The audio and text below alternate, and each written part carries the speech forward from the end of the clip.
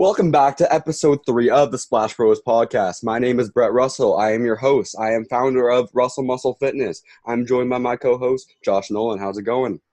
Good. I'm excited. Episode 3 coming along. We're back together, just the two of us. And today we're talking a little bit about swimming. This is the swim edition and our life through sport and life through swimming edition of the Splash Bros podcast. So welcome aboard. Yeah, welcome. Swimming, what we all know best. Now, for you guys watching, remember, every single like is a push-up. Last episode, we did pretty well. We did a lot of push-ups. I want more push-ups. So make sure you guys are liking the video, sharing with your friends. More people watching, the better.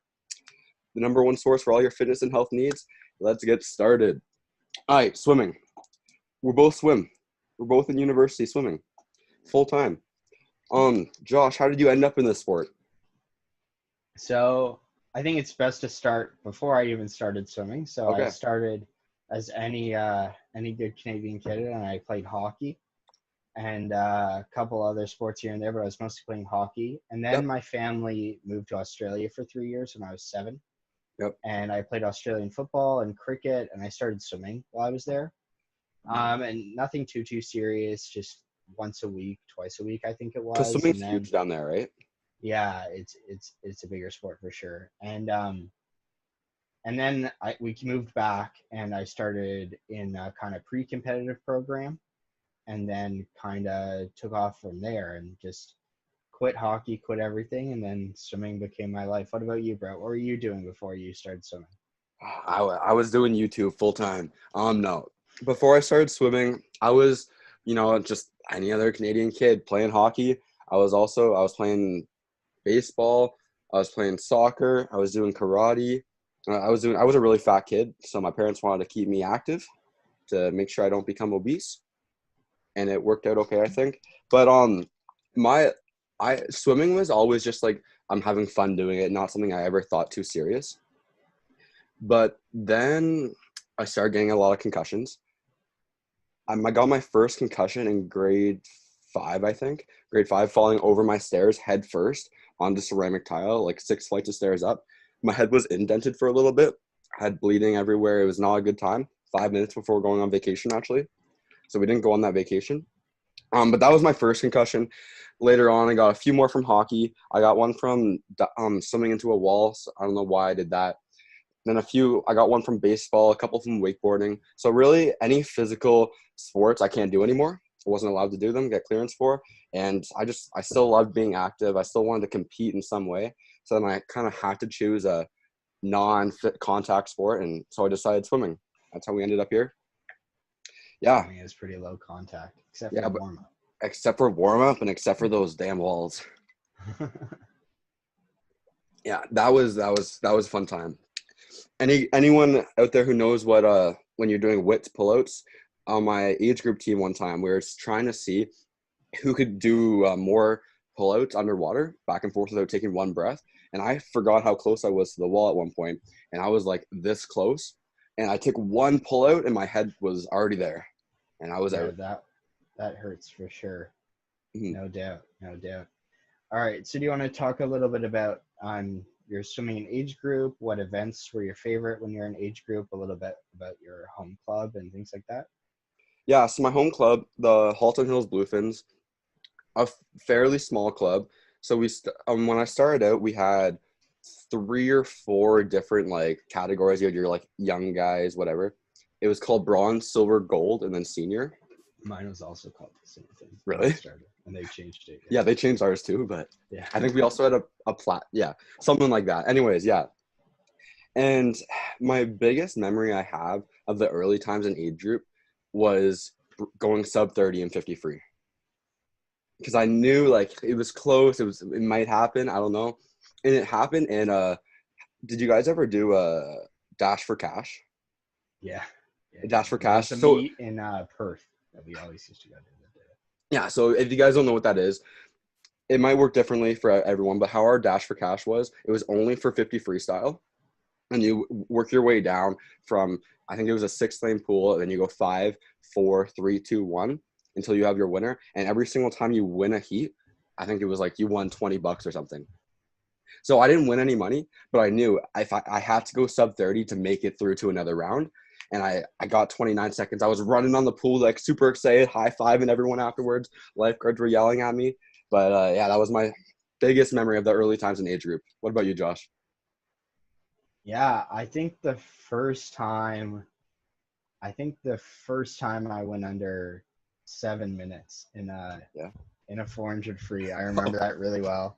I was I was I was like 7:30, and then I dropped a minute and went 6:30. I think I was 11. It was in my first or second year of swimming, and that was like a big kind of swimming moment for me, and kind of kick started me deep into the distance lifestyle. And it's Wanting been to that get ever serious into since. it. Yeah, yeah. There's when your coach realizes that they found an event that you're good at, there's a look you get, and then you're stuck forever. Yeah, I have a question about that. So from a young age, you were always distance Yeah, growing up? yeah. Okay. It's pretty rare for kids to get stuck in the same events for most of the way through, but that Mhm. that is kind of what happened to me. And then I was pushed more towards distance all through age group, and then I started swimming like the 200 butterfly and the 400 IM at The fun occasion, and events. I almost was able to, instead of getting more specialized, I almost branched out and I got it to a Yeah. So when I started out younger, when I first was starting out, it was more into like all just the breaststrokes, like the 100 breast, the 200 breast, not so much the 50, because that wasn't. It's weird, isn't? It's not really considered an event until you get to university, which is really strange. Um, but then um, get to like high school, even middle school, grade 7, grade 8, got away from the breaststroke and started focusing more on the sprint freestyle, and that's where I guess we still are today. I guess we moved back into the breaststroke a little bit, but yeah, Yeah, you are back into the breaststroke. yeah, full time. Sub 30, here we come. Josh, tell me, because when was your first overnight swim meet? Do you remember that? Like, did you guys My do that? first team travel meet. Yeah, that's what it's called, team travel. Yeah, 'Cause those are the best memories. we were a really small like club for a long time, so we didn't do team travels till I feel like I was in grade 9 or Oh, grade 10 when we did our first one, and we used to go to EOSA, which is our regionals, Eastern Ontario regionals. We take the bus down and we yeah, it's the stay in the best. hotel and hang out, and yeah, those are definitely good memories, and it's nothing like the distance events are always the last events, so it's nothing. There's nothing like getting out of the pool, everyone basically sitting on the bus waiting for you to get your warm down in or get your shower in and get onto the bus, and you're the last one on every time. But Yeah. yeah, definitely Um, good. And then you kind of create a crew with the other distance swimmers who are all around trying to get on their bus quick enough. yeah, I remember. So it was called divisions. I think the name's changed now, but it was a meet kind of like how university meets are run. How it's not about the Like team individual. champs. Yeah, the team champs. It's about whatever team scores the most points. That's literally the only point of the meet at all. And it was a team travel meet, and we were all getting close together. And the year before, our team did amazingly well, and so we got moved up to Division 1, the top division. But then some things happened, and our team kind of fell apart a little bit and broke apart. And so we were in a Division 1 when we had no right to be there. Like, we should have been like middle of the pack D2 or maybe top D3. And so we were just messing around, having fun the whole time. Like, we were no business being there, and that's probably one of my favorite swim meets I ever attended. Um, and the last question to end up on the age group: did you guys ever do any travel trips, like training camps, and like during March break or anything like that? Yeah, so there are two Mhm. that I really remember. So the first time we got on a plane as a team, we went and did East Coast champs. So we Oh, flew to Halifax and did you swim with some of the raced. East Coast boys? Yeah, so actually I don't remember any of them from that time, but yeah, I did race a bunch of people that would go on to be my university teammates later on. That's so cool. Um, so I'm not sure who, but I'm sure they were there. Yeah. And then um, the next one we did was to California and San Diego, That's super cool. and that was a cool trip. We're actually on Coronado, which is an island just off San Diego, and that was really a really nice setup. The pool was amazing. Training outside is It's just the best. just the dream, really. So it's Yeah, hard to complain. And those are really tough weeks of training, and probably some of the hardest weeks of training that you ever do as a swimmer are those hard ones on training camp. But it's nice to kind of get away and do mhm. those trips. Yeah. For me, from grade 9 to grade 12, my on the my club team, we took our March break training camp and went to Florida every single year from grade 9 to grade 12.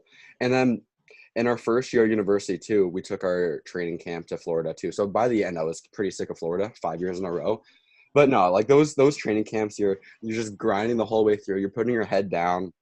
Like everyone's levels are at an all-time high. Like you're training to your hardest. You're hanging out with your friends and partying to the hardest. You're sleeping to your hardest. You're napping all you can. Like everything is up to an extreme because all you're focusing on is swimming and your friends, which is Yeah, crazy. exactly. Yeah, Yeah. it's a definitely a really cool experience to have. And I know my club, um, not this year, of course, but last year also did that same East Yeah. Coast trip, and That's cool. that's pretty special. And we got to stay in the Dalhousie's dorms, so we all had our own Gross. rooms, and it was a little bit of a small sample of university kind of life. Cool, So that cool. was really really cool experience. Anything you want to talk about before we move on to the university? End off with the age group swimming. Now, do you have like a specific favorite moment or a favorite race that you did other than the Dash for Cash? Favorite swim, yes, but it came back to haunt me. I'll explain. So 50 free. This was 50 free in grade 10. I was learning. I knew I had to. Just wasn't fast enough. So I was learning how to predict the start. I don't recommend this, people watching, but I knew like I just have to, right? There's some kids who are just way bigger, way faster. And if I want to have a chance in the race, I'd have to predict the start and just go a little faster in my 50 free. And so I predicted the start perfectly. And in the 50 free, if anything messes up, then your race is over. And that was the one race I didn't miss anything up. I had my perfect stroke count. I turned in the wall perfectly, had a perfect kick out, perfect breakout, and my finish, best finish I probably ever had. And the time, whatever, it was a grade 10. I went 25-2, and I never broke that time again until second year university. And then think about how many 50 frees I swam from grade 10 to second year university. Like that race was like an all-time high, but then it turned into like just like, what am I doing with my life? Like it just became such a hard race to break. And now finally that I did it, I'm super happy about it. But it became like the cursed race almost in my head for me, which is not good. Once you get that barrier. Yeah, for sure, for sure. I Yeah. think for me, my favorite 1500 that I swam at age groups was in Montreal and at Point Claire, which is like an absolutely beautiful facility. And that was my first time under 1630, and that was a lot of fun, and that was a really hard one. And the kid in the lane next to me, we had to sprint the last 25 to Oh, try and really? beat each other, and he just got me. So that was really fun to be part of a race like that, and it's really fun when a 16-minute race does come down right to the wire. So it's Yeah. it's good for everyone. Mhm. Yeah. Yeah. Good finish to the race. So do you want to talk about how you kind of ended up at Acadia and what your path was to get there? Yeah, but just before we do that, I want to ask Mhm. you your feeling the first time you got hit a time standard, because I know it's amazing feeling for everyone. What that was like, and when you hit it, just a little bit about that. Then we'll get into the university Yeah, so I as a for a YOSA, you have to make two time standards. You have to and your make prereqs. you didn't need any individual events, I don't recall, but you needed two prerequisites. So you needed a 200 IM time And your and a distance. 400 free time. Yeah, so I had the 400 free time pretty early in my swim career, like right in my first year, and then it probably took 2, maybe 3 years to get the 200 IM time. Yeah. And it was at like we used to host my club Rocks always hosted a meet every year, and it was at one of our meets that we hosted. And I don't remember what the time was or anything, Yeah. No. but I remember I made it and I got out, and I remember putting my hands up in the air and just saying, yes, thank you, finally, and Yeah. being super happy to get it to go and race at the next level. Yeah. Big theme for me is 50 free. I don't remember when it was, where it was. It was after the prereqs were done, so a little bit older. And I remember 50 free, finally got the time standard, and I just had the biggest splash ever. I couldn't control my emotions. Super, super excited. Yeah, it's Yeah. awesome. Yeah. University life. Like let's talk about the journey from getting to age group to university and trying out for the team, like your first day there, like what that was like. Yeah, so I knew I kind of wanted to swim beyond high school when I was probably in grade 11. Yep. And I went on a tour around Ontario. I went to Western, I went to Guelph, I went to Waterloo, and I don't think there was, I don't remember exactly where we ended up going. But those are the ones that stood out to me. And I met with the coaches there. I swam with all the teams. I kind of knew a little bit about where I wanted to go, but I wasn't really sure. Mm-hmm. And then that fall, I went back for a recruitment trip at Western, and I decided that that's where I was going to go, and I wasn't going to worry about it, and that was it. And then I didn't like finalize the conclusion because I still had months and months and months. Like the deadline to accept was like April or May, so I was like, oh, I might as well leave it. There's no rush, like whatever. Yeah. And then kind of the last month before, I've been talking back and forth with Gary, who's the coach at Acadia, and he kind of said, come down, come check it out. And I thought, you know what, why not? Well, like if I go and I don't like it, then I just got do a trip to the East Coast. I had a good time and no worries. And I ended up going and I absolutely loved it.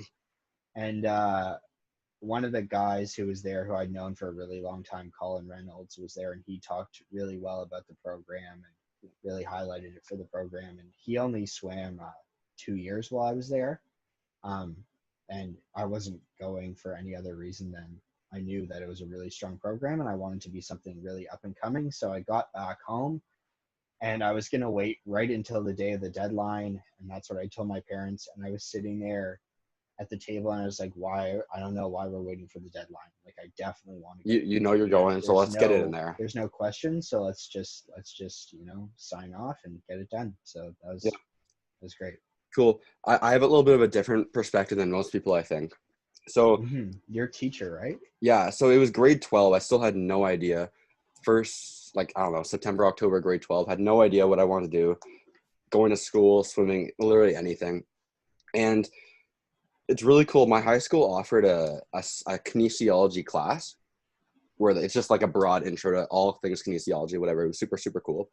And the teacher I had for that, who was also the high school swim coach, who I swam with a little bit on and off, just to hang out and get a little extra training in. She said to me, Brett, like, I went to Acadia University. I think you should check out Acadia. I absolutely loved it, and I think you would love it as well. So I said, okay.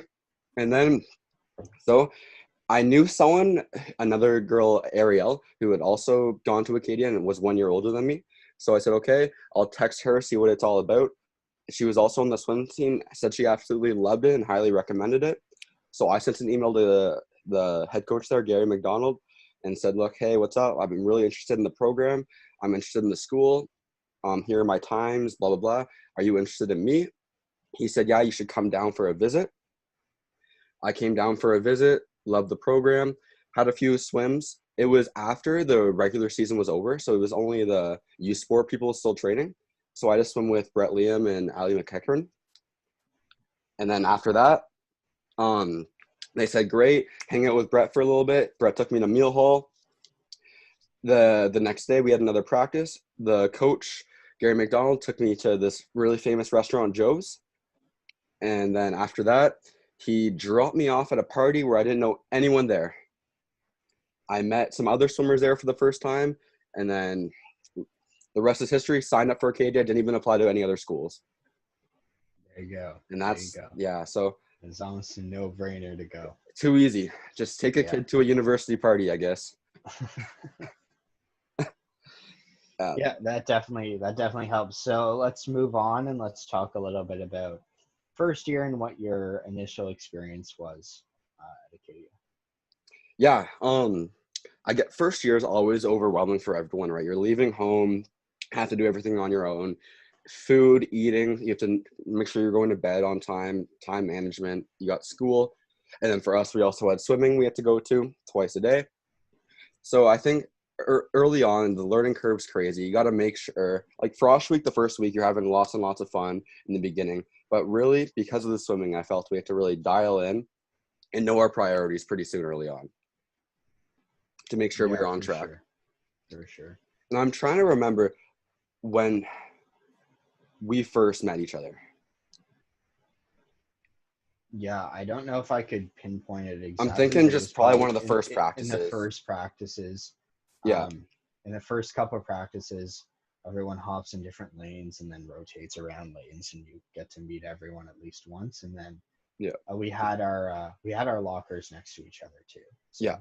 probably pretty early on there. And then we lived in separate buildings in the first semester, but then I moved buildings, and I actually ended up moving in next door to Brett. So me and Yeah. Brett used to walk to practice. Walk to practice together and hang out a bunch. Exactly. Yeah. Can you talk a little bit about the uni, the training, how it's different from age group and all that stuff, like the differentiation between age group swimming, even training and meets against university? Yeah, so training's pretty different. I probably train a little bit. I train more in meters now, and it's a bit less time. That's in part because I'm a little bit quicker, um, but it's also because the way we run it at Acadia is the workout gets put up, and then when you get through it, you're good to go. Yep. Whereas in age group, a little bit what happens is You're all working you have a 2 hour practice, say you get to the end of the 2 hours and you're already done the practice, and the coach goes, all right, this is what we're gonna do.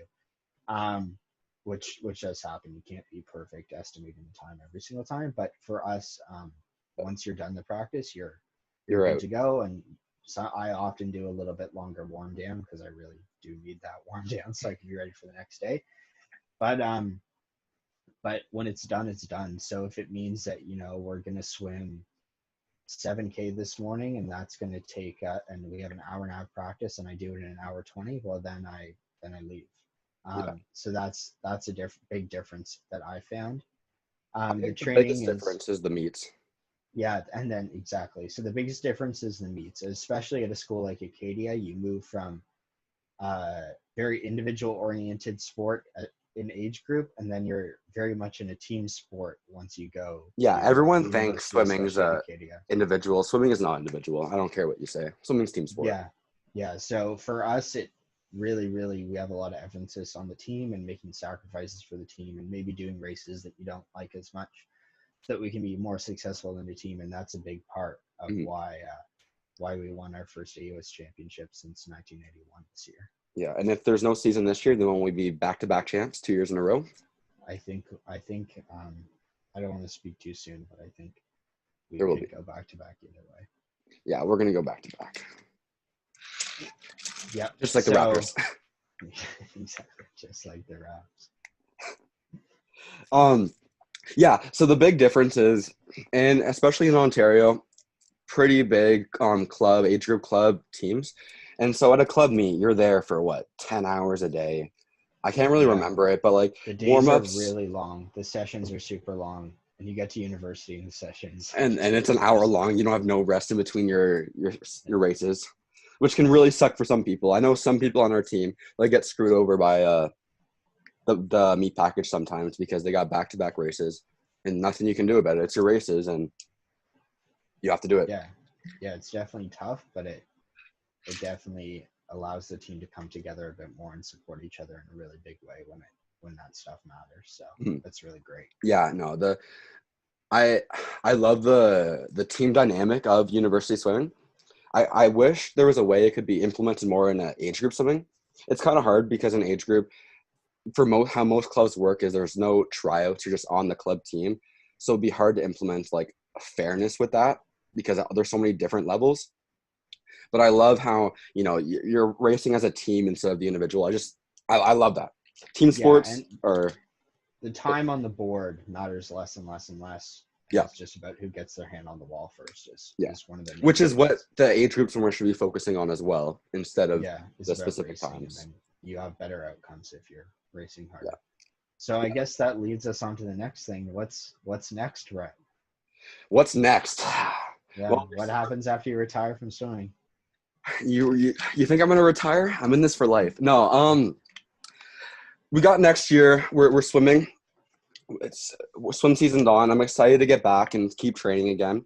I just had my first practice back because all pools around me are closed, so I decided to buy a swim tether for my pool. Very, very hard workout. You should check it out. Link in the description. Low key. Um, Maybe do a masters. Yeah, I don't know yet. Maybe swim somewhere.